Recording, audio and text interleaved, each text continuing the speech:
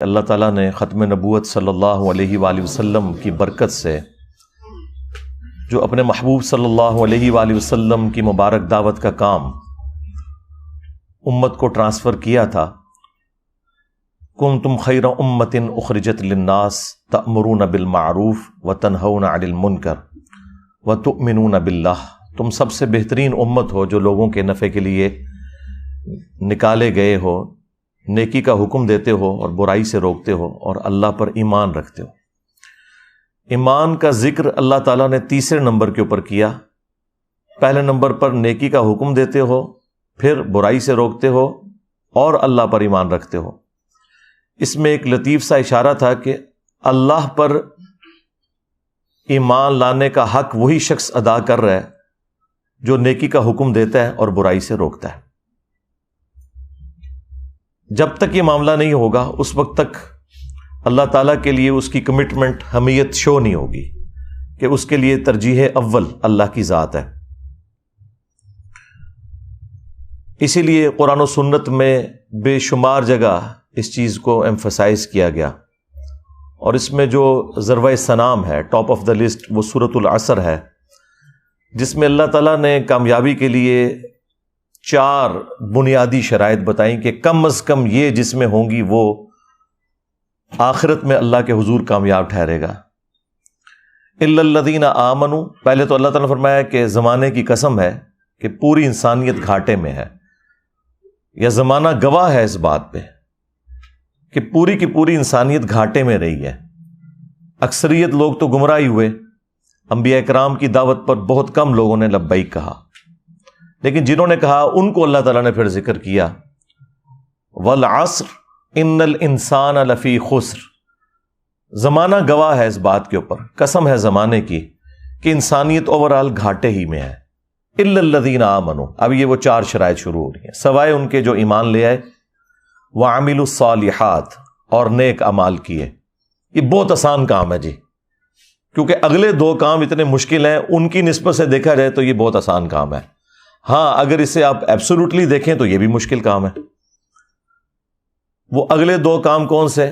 Number 3، وتواصوا بالحق، اور حق بات کی وصیت کرتے رہے، وہی امر بالمعروف ونہی عن المنکر، یعنی نیکی کا حکم دینا اور برائی سے روکنا۔ اس میں بھی جو برائی سے روکنا ہے یہ زیادہ مشکل کام ہے۔ نیکی کا حکم آپ دیں، لوگ آپ کو ہار بھی بنائیں گے، جیسے ہی برائی کا ذکر آپ کریں گے کہ یہ کام نہ میں نے کرنا ہے نہ کسی کو کرنے دینا ہے، تو دیکھیں کہ وہی عاشقان رسول، وہی عاشقان توحید آپ کے مخالف ہو جائیں گے، جس کی سب سے نمائندہ مثال رسول اللہ صلی اللہ علیہ وآلہ وسلم کی مبارک ذات ہے۔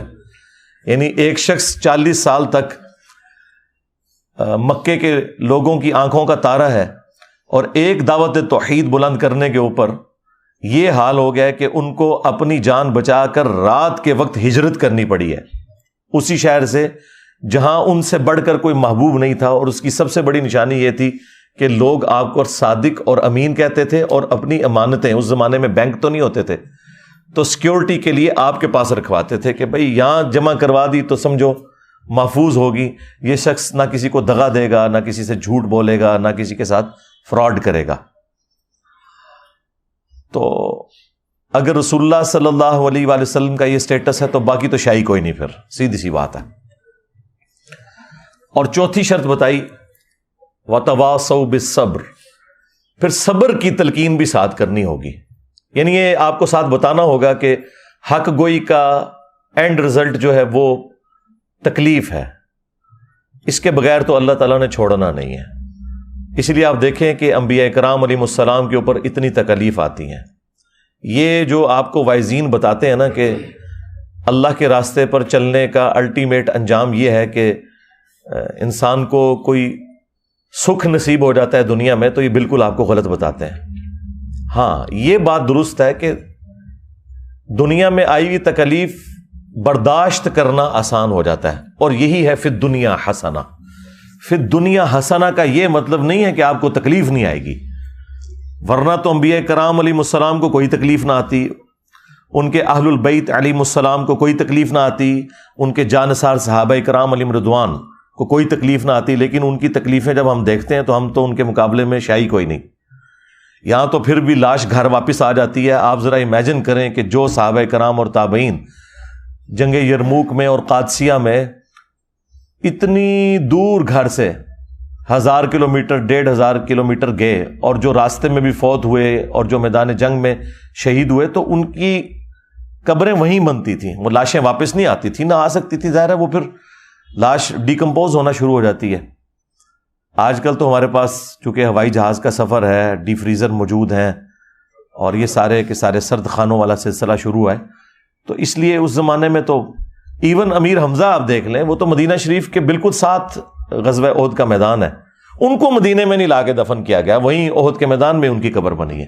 تو جہاں جہاں ہوتے تھے, جنگ یمامہ میں جو لوگ شہید ہوئے ہیں آپ دیکھیں, عمر سیریز میں انہوں نے فلمایا نہیں ہے, وہ جو صحابہ کرام 700 سے زیادہ تو حفاظ شہید ہوئے تھے, ان کی قبریں وہیں اسی میدان میں بنی ہیں. وہ جو جھوٹا کذاب تھا مسلمہ کذاب, اس کے خلاف جو جنگ ہوئی, تو لاشیں گھر نہیں آیا کرتی تھیں.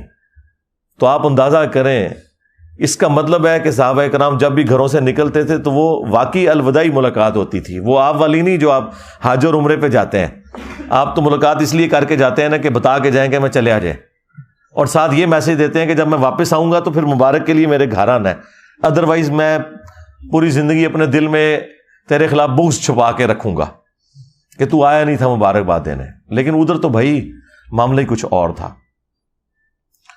تو یہ ختم نبوت صلی اللہ علیہ وآلہ وسلم کی برکت سے یہ جو کام شفٹ ہوا ہے, وتواصوا بالحق اور وتواصوا بالصبر, یا امر بالمعروف ونہی عن المنکر, یہ بہت مشکل کام ہے, یہ نبیوں والا کام ہے. لیکن اس کائنات کا سب سے بڑا انعام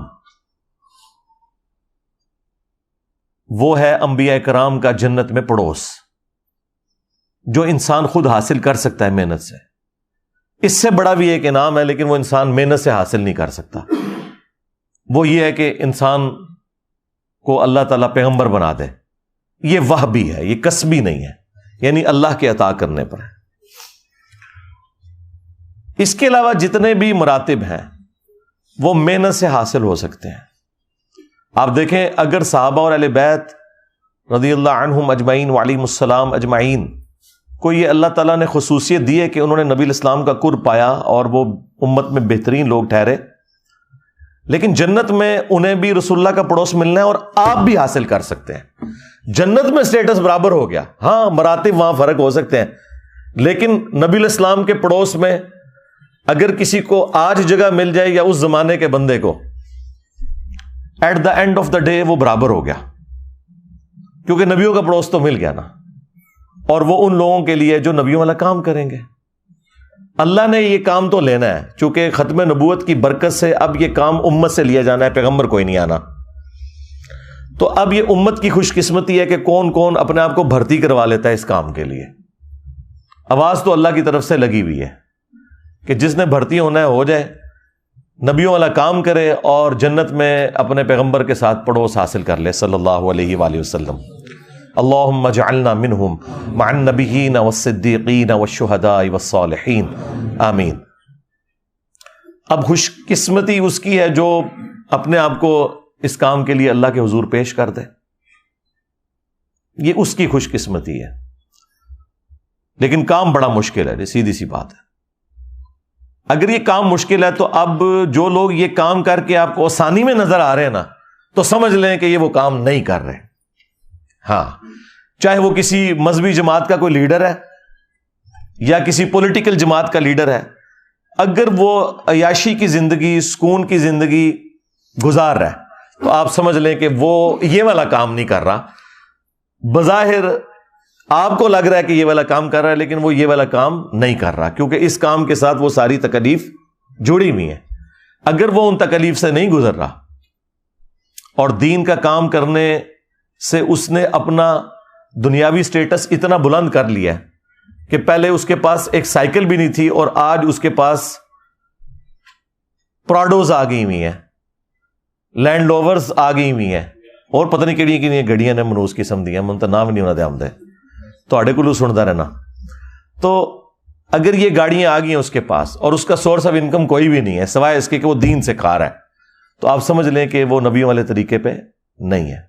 اگرچہ انبیاء کرام علیہ السلام بھی دعوت و تبلیغ میں جب مشغول ہوتے تھے تو ان کا بھی سورس آف انکم بیت المال ہوتا تھا، لیکن وہ اس سے جدادیں نہیں بناتے تھے. ورنہ مجھے بتائیں کہ نبی علیہ السلام وفات تک فاقوں میں کیوں رہے ہیں؟ غزوہ خیبر کے بعد تو اللہ تعالیٰ نے اتنی وسعت دے دی تھی، پھر خمس بھی رکھ دیا گیا مال غنیمت. لیکن بخاری مسلم اٹھائیں، ہماری ماں سیدہ عائشہ سلام اللہ علیہا کہتی ہیں کہ نبی علیہ السلام کی وفات تک ہماری یہ حالت تھی کہ بعض اوقات 1 مہینہ، بعض اوقات 2، بعض اوقات 3 مہینے، یعنی ہم چاند ان کا نکلتے ہوئے دیکھتے تھے اور ہمارے گھر میں چولہا نہیں جلتا تھا، پکانے کے لیے کوئی چیز نہیں ہوتی تھی. 2 کالی چیزوں پہ، کھجور اور پانی کے اوپر گزارا ہوتا تھا. اور وہ بھی یہ نہ سمجھیں کہ کوئی ٹنوں ٹن کھجوریں ہوتی تھیں یا میٹھا پانی. اس زمانے میں تو بڑا مشکل کام تھا، کئی کلومیٹر سے بھر کے لانا پڑتا تھا. یہ بورنگ والا سسٹم تو نہیں تھا. تو 2 کھجوریں صبح، 2 شام کے وقت، اور وہ بھی کبھی نہیں ملتی تھی. آپ اندازہ کریں اس طرح کی جو صورتحال ہے. ہم اپنی زندگی کو دیکھیں اور رسول اللہ صلی اللہ علیہ وآلہ وسلم کی مبارک زندگی کو دیکھیں تو آپ کو زمین و آسمان کا فرق نظر آئے گا اس حوالے سے. تو آج اگر کسی نے دینی سٹیٹس سے اتنا کچھ حاصل کر لیا ہے تو آپ سمجھ لیں کہ اس نے دین کو سورس آف انکم بنایا ہوا ہے، جس سے اپنی جائیدادیں بنا لی ہیں. اور انبیاء کرام کے بارے میں آپ سورۃ الاعراف میں تفصیل کے ساتھ ہر پیغمبر کا جب ذکر آیا نا تو اس نے اپنی امت کو ایک ہی درس دیا ہے، لا اسألکم علیہ اجرا. اس دعوت و تبلیغ کے بدلے میں تم سے کوئی اجر نہیں مانگتا، میرا اجر میرے رب کے حضور پکا ہے. یعنی وہ یہ نہیں کہتے تھے کہ آپ ہمیں اس کے بدلے کچھ دیں، نہیں، وہ کہتے تھے ہمارے رب کے حضور اجر پکا ہو گیا. تو اللہ تبارک و تعالیٰ نے اپنے محبوب صلی اللہ علیہ وآلہ وسلم کی امت کو جو یہ کام ٹرانسفر کیا ہے، یہ نبیوں والا کام ہے، اور اسی کام کی وجہ سے اس امت کی فضیلت ہے. آپ اکثر یہ سنتے ہیں نا کہ جی امت محمدیہ صلی اللہ علیہ وآلہ وسلم بڑی فضیلت والی امت ہے، تو اس کو وہ رسول اللہ کی مبارک ذات کے ساتھ ریلیٹ کرتے ہیں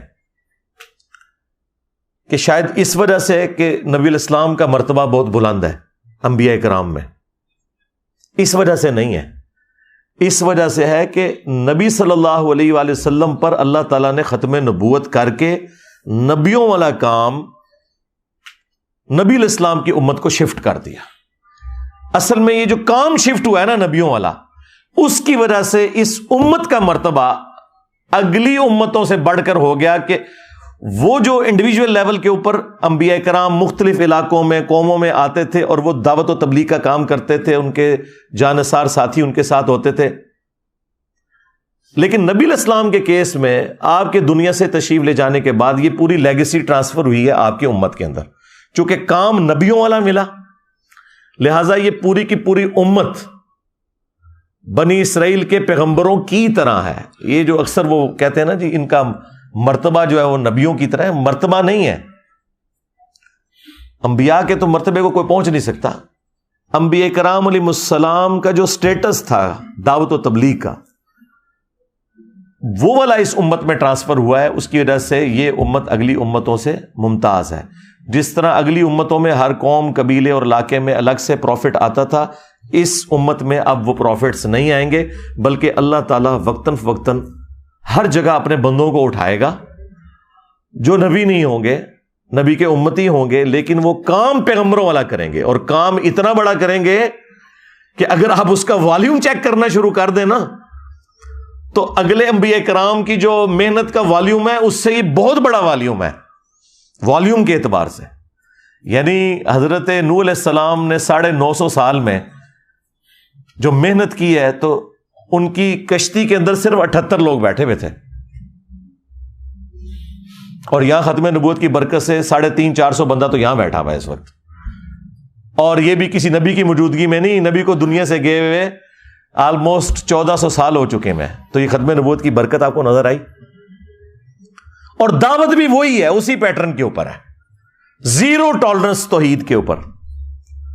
یعنی اگلی امتوں کا یہ حال تھا کہ حضرت موسیٰ علیہ السلام 40 دن کے لیے آلموسٹ گئے ہیں کوہ طور پر، اور پیچھے 70,000 ان کے صحابہ جو ساتھی تھے مرتد ہو گئے. انہوں نے بچڑے کا ماڈل بنا کے اس کی پوجا شروع کر دی.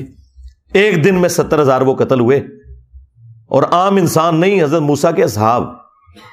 لیکن اللہ نے ان کی توبہ قبول کر لی. وہ قرآن میں ہے کہ توبہ قبول ہو گئی، لیکن کہا گیا کہ توبہ یہ ہے کہ یہ قتل کیے جائیں گے.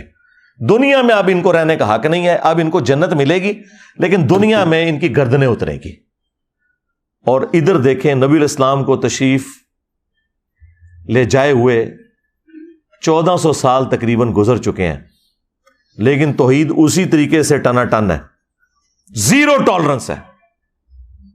اور اگر کسی کو سمجھ نہیں آ رہی نا تو ہمارے پلیٹ فارم کی برکات دیکھ لے اور بتائے کہ اس توحید میں کوئی شخص کوئی حرف کوئی کلام کر کے بتائے کہ قرآن میں جو اللہ تعالیٰ نے جس پیشن سے توحید بیان کی ہے، جو نبیوں والی توحید ہے، شیطانی بابوں والی توحید نہیں، شیطانی توحید نہیں، بلکہ رحمانی توحید.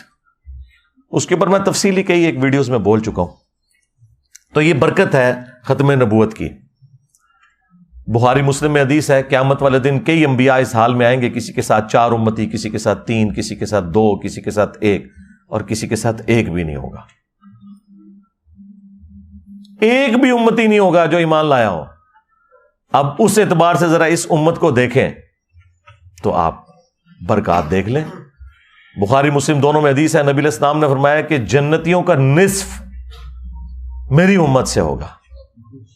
ہاں، اور ایک اور حدیث ہے بخاری و مسلم میں، نبی صلی اللہ علیہ وآلہ وسلم نے فرمایا کہ اگلے انبیاء پہ جو لوگ ایمان لے کر آتے تھے ان کے معجزات کی وجہ سے لاتے تھے. مجھے اللہ نے وحی کا معجزہ دیا، یعنی قرآن. میں اللہ سے امید کرتا ہوں کہ سب سے زیادہ جنت میں جانے والے پیروکار میرے ہوں گے، کیونکہ میرا معجزہ سب سے بڑا ہے.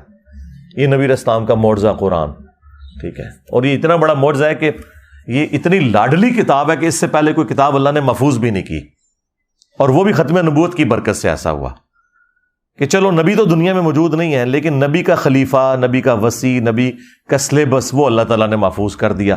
انا نحن نزلنا الذکر وانا لہ لحافظون، سورۃ الحجر آیت نمبر 9.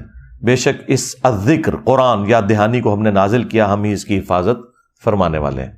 تو اس کو اللہ تعالیٰ نے قیامت تک کے لیے محفوظ کر دیا تاکہ کوئی شخص یہ گلہ نہ کر سکے کہ ہم نے تو پیغمبر کا زمانہ پایا ہی نہیں، ہمیں تو پتہ ہی نہیں تھا حق کیا ہے. اگلی امتیں گلہ کر سکتی تھی، لیکن ان کا گلہ اللہ نے اس طرح دور کیا کہ ہر نبی جب فوت ہوتا تھا نا تو فوت ہونے سے پہلے اپنی جگہ ایک اور پیغمبر کو خلیفہ چھوڑ کے جاتا تھا. اب ختم نبوت کی برکت سے اس امت میں تو نبی نے آنا کوئی نہیں ہے، تو اللہ تعالیٰ نے نبی علیہ السلام کا خلیفہ قرآن چھوڑ دیا، اور سنت یا صحیح الاسناد احادیث اسی کی تفسیر ہے. اصل میں تو وہ خلیفہ قرآن ہے. اور امت کا یہ حال ہے کہ امت کی اکثریت بشمول علماء کے قرآن انہوں نے ترجمے سے پڑھا ہی نہیں ہے.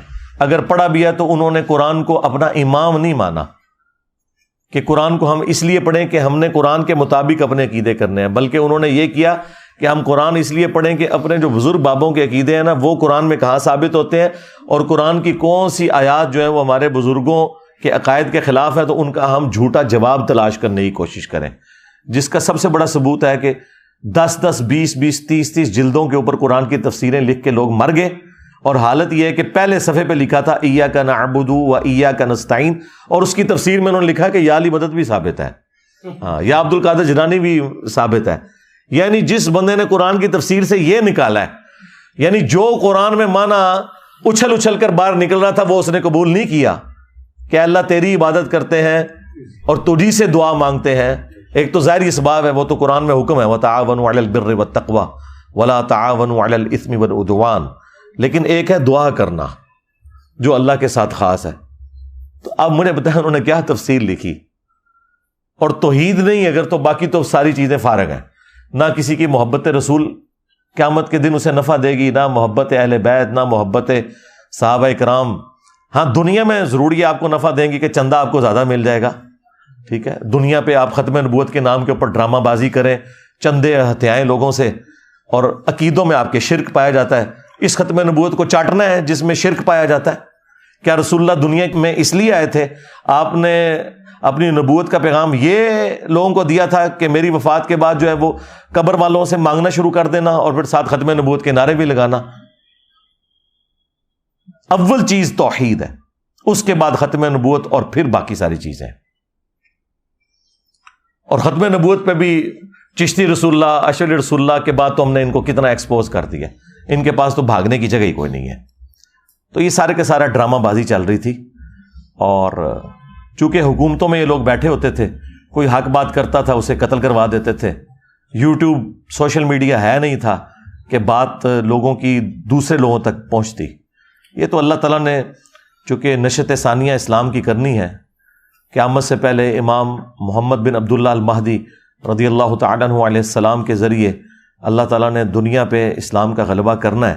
اس کے لیے پھر اللہ تعالیٰ نے راہ ہموار کی، اور آج سے چند سال پہلے تک تو کوئی سوچ بھی نہیں سکتا تھا کہ اتنے بڑے لیول کے اوپر ریولوشن آئے گی سوشل میڈیا کی برکت سے، کہ ایک چھوٹے سے پلیٹ فارم کی آواز پوری دنیا کے اندر پہنچ جائے گی.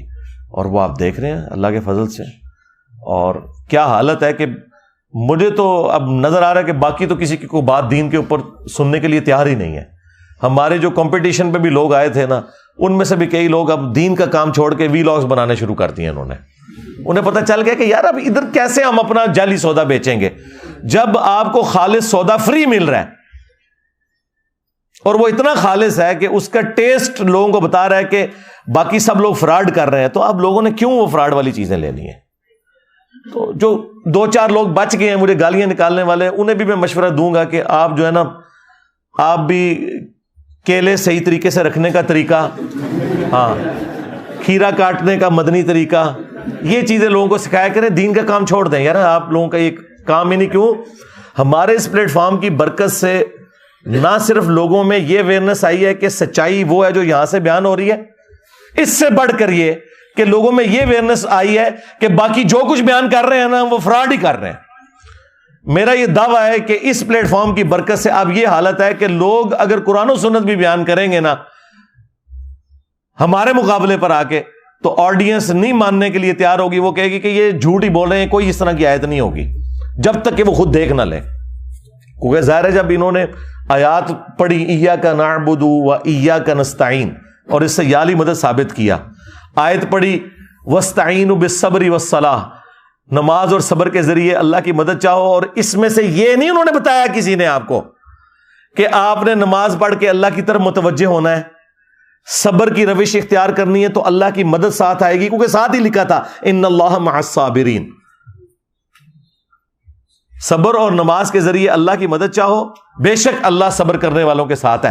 جو اللہ کہہ رہا تھا وہ نہیں انہوں نے بیان کیا، انہوں نے بس یہ ٹکڑا لیا واستعینوا بالصبر والصلاۃ اور کہا دیکھو اس سے ثابت ہوا کہ اللہ کے علاوہ بھی کسی سے مدد مانگی جا سکتی. اور لعنت ہے تہاڈی سوچ اتے، قرآن کی تعریف کرنے والے لوگوں، غداروں، عزتیں اویل کی ہیں تم نے رسول اللہ کے نام کے اوپر، سواریاں سوار کی تم نے مکے اور مدینے کی آوازیں لگا کر، اور پھینکی جا کے اجمیر میں، بغداد میں اور دیوبند اور بریلی کے اندر. غداری کی ہے تم لوگوں نے اپنے نبی کے ساتھ، غدار ہو تم اپنے پیغمبر کے صلی اللہ علیہ وآلہ وسلم. تو یہ اس میں سے نکال رہے ہیں کہ غیر اللہ کی مدد ثابت ہوتی ہے. جی تو آج تک کسی بھی مسلمان نے کہا ہے کہ المدد یا نماز میری مدد فرمائیے مشکل کشا، المدد یا صبر، اور جسے ثابت کر رہے ہو وہ تم نے کبھی نہیں کیا تھا. تو اس سے تم نے غیر اللہ کی مدد اور پھر اپنے بابے پکارنے شروع کر دیے، اس میں بھی یہ نہیں نکل رہا تھا. وہ ساتھ ہی اللہ نے کہہ دیا ان اللہ مع الصابرین، اللہ صبر کرنے والوں کے ساتھ ہے. جو نماز اور صبر کی روش اختیار کرے گا اللہ کی مدد اس کے لیے آئے گی. اس میں سے غیر اللہ کی مدد کہاں سے ثابت ہو گئی؟ آپ اندازہ لگائیں، یہ تمام بریلوی علماء چاہے پرانے بزرگ ہوں یا نئے اس آیت کو ٹاپ آف لسٹ بیان کرتے ہیں غیر اللہ سے مدد کے لیے. تمام شیعہ علماء جو توحید کا جنازہ نکالنے کی کوشش کرتے ہیں ان کو میں نکال رہا ہوں، جو موحد ہے، جو توحید کا جنازہ نکالنے والے لوگ ہیں، وہ اس کو پہلے نمبر پہ پیش کرتے ہیں. اس سے ان کے علمی لیول کا آپ اندازہ لگا لیں کہ انہوں نے اور آپ کو دین کا کیا سکھانا ہے.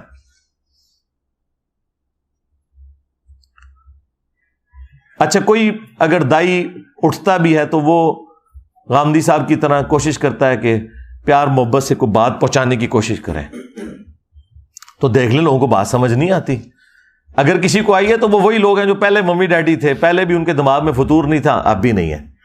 لیکن جو کٹر قسم کی پبلک ہے, بریلوی, دیوبندی, اہل حدیث, شیعہ, ان کا تو اس لیول کے اوپر مینٹل ماڈل بن چکا ہے کہ ان کو توڑ کے بھی آپ دوبارہ بنائیں نا, پھر بھی آپ ان کے دماغ میں قرآن و سنت داخل نہیں کر سکتے. لیکن اللہ کے فضل سے ہمارے اس پلیٹ فارم نے آپ دیکھیں کیا دنیا میں تبدیلی آپ کے سامنے نظر آ رہی ہے. اب دنیا میں ہر دینی پلیٹ فارم پتہ ہے دین کی خدمت کیا کر رہا ہے, ریپلائی ٹو انجینئر محمد علی مرزا. ہاں آپ دیکھ لیں, جس ٹاپک پہ میں بولتا ہوں نا, میری تصویر لگا کے نا اس ٹاپک کے اوپر اگلا بات کرتے ہیں. یعنی میں بتاؤں گا کہ دین کی کون سی بات آپ نے بیان کرنی ہے. آج اسلام پہ اتنا مشکل وقت آیا. آپ کے پڑوسی ملک میں ایک شخص جس کی دنیا میں سب سے ٹاپ پہ ویورشپ ہے, دھروو راٹھی, اس نے اسلام کے اوپر انجانے میں, بدنیتی کے ساتھ نہیں, ایک حملہ کر دیا عقیدہ توحید کے اوپر. کدھر مر گئے علماء؟ کسی بڑے عالم دین کی کوئی ویڈیو دیکھی ہے کہ اس نے جو پوائنٹ اٹھائے ہیں اس کا جواب دیا ہو؟ ہمیں یہ کہتے تھے نا جی غیر مسلموں کو جواب دیں, جی انجینئر صاحب ہمیں چھوڑ دیں. جی آپ کو کچھ چھوڑ دیں, آپ بھی غیر مسلم ہیں. ہاں بریلویوں سے پوچھیں کہ دیوبندی کیا ہے, دیوبندیوں سے پوچھیں ذرا بریلوی کیا ہے, اہل حدیث سے پوچھیں کہ یہ کیا ہے, ان سے اہل حدیث کے بارے میں پوچھیں. نہ یقین ہے تو المحنت علی المفنت پڑھ لیں, حسام الارمین پڑھ لیں, احکام شریعت پڑھ لیں. تو ہم غیر مسلموں کے بارے میں ہی کام کر رہے ہیں. ہمارے نزدیک تو آپ مسلمان ہیں, لیکن آپ چونکہ ایک دوسرے کو غیر مسلم کہتے ہیں, لہذا ہم آلریڈی غیر مسلموں کے بارے میں ہی کر رہے تھے. ہاں اب وہ غیر مسلم جو ادر دین اسلام والے غیر مسلم ہیں, انہوں نے جب اسلام پہ حملہ کیا تو یہ کدھر مرے پڑے ہوئے ہیں؟ کسی نے کوئی پوائنٹ ٹو پوائنٹ اس کا جواب دیا؟ اور سرکار ان کی کمپیٹنسی نہیں, انہوں نے قرآن پڑھا ہو تو جواب دینا, انہوں نے سنت پڑھی ہو تو ایک ایک پوائنٹ کا جواب دینا. میں اب بھی بات کرتا ہوں, جو میں نے ریکارڈنگ کروا دی نا 1.5 گھنٹے کے اندر, اس کو دیکھ کے رٹا مار کے کوئی ریپروڈیوس بھی نہیں کوئی مفتی کر سکتا. ٹائم قیامت تک جائے اسی طریقے سے پوائنٹ ٹو پوائنٹ رٹا مار کے میرے لیکچر نو. توفیق بھی اٹھ گئی ہوئی ہے. اب ان کی توفیق صرف یہ ہے کہ انہوں نے بنو امیہ کی خدمت کرنی ہے, ان کی توفیق یہ ہے کہ انہوں نے اپنے بابوں کے مزارات کا دفاع کرنا ہے. اسلام کے ساتھ ان کا کوئی لینا دینا نہیں, سیدھی سی بات ہے. تو اینڈ پہ میں دعا کروں گا اللہ تعالیٰ ہمیں بھی, ہمارے اسٹوڈنٹس کو بھی, ان کی فیملیز کو بھی, قیامت تک آنے والے تمام مسلمانوں کو پورے اخلاص کے ساتھ ختم نبوت کی برکت سے یہ جو نبیوں والا کام اس امت کو شفٹ ہوا ہے, نبی صلی اللہ علیہ وآلہ وسلم کا سچا مجاہد بنتے ہوئے آگے پہنچانے کی توفیق عطا فرمائے. آمین. صلو علی محمد وآل محمد. اللہم صلی علی محمد وعلی آل محمد واصحاب محمد وازواج محمد وامت محمد اجمعین الی یوم الدین. آمین.